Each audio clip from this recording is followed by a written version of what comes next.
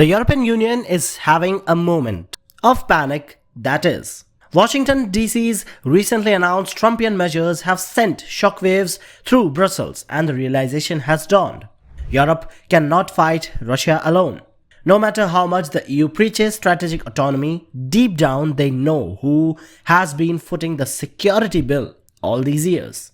Hint, it wasn't them. And now the tremors are reaching the Nordics too. NATO's newest member, Finland, is now realizing that European Union may not come to protect if Russia attacks. And so it is preparing to ditch the 1997 Ottawa Convention, which bans the use of anti-personnel landmines. Why? Well, because the reality has just smacked Europe in the face. Finland's Prime Minister Petteri Orpo has made it clear there is no immediate military threat, but Russia is a long-term menace. So, Helsinki is taking matters into its own hands. By leaving the treaty, Finland, which happens to share the NATO's longest border with Russia is now ready to stockpile landmines once again. These are the same landmines that Helsinki was forced to destroy after 2012 to appease the EU peace efforts. But the Finns aren't stopping there.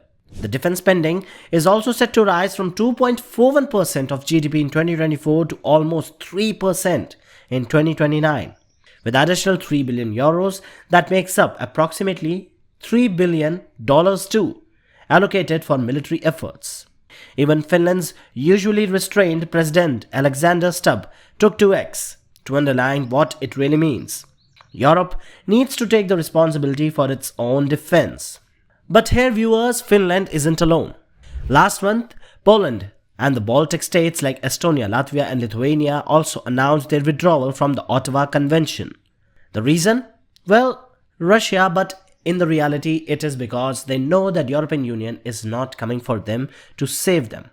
These countries have been sounding alarm bells for years, warning the EU about the Russian threat. They have been brushed off as a paranoid, but now with Trump signaling a shift in US commitment to Ukraine, they're scrambling to prepare for the worst.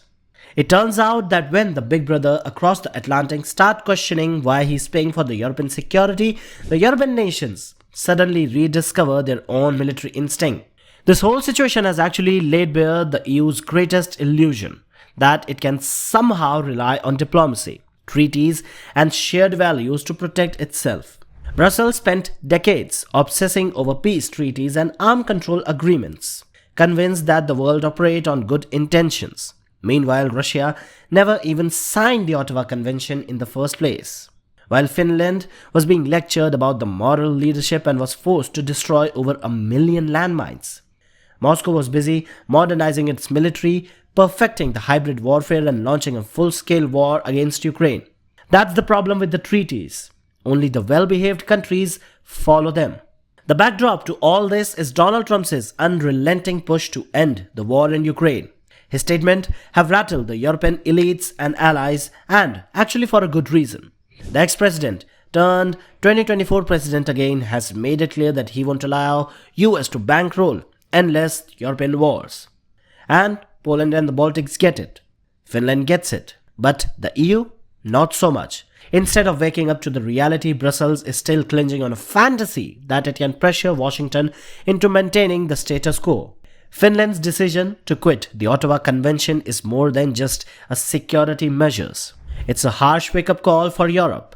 The EU has spent too long outsourcing its security while virtue signaling about the peace. But now, as the US rethink its role in Europe and NATO, the real question is, will the EU step up or will it crumble under its own illusions? But yes, one thing is pretty certain. Trump's latest move has exposed the EU and Baltics the most.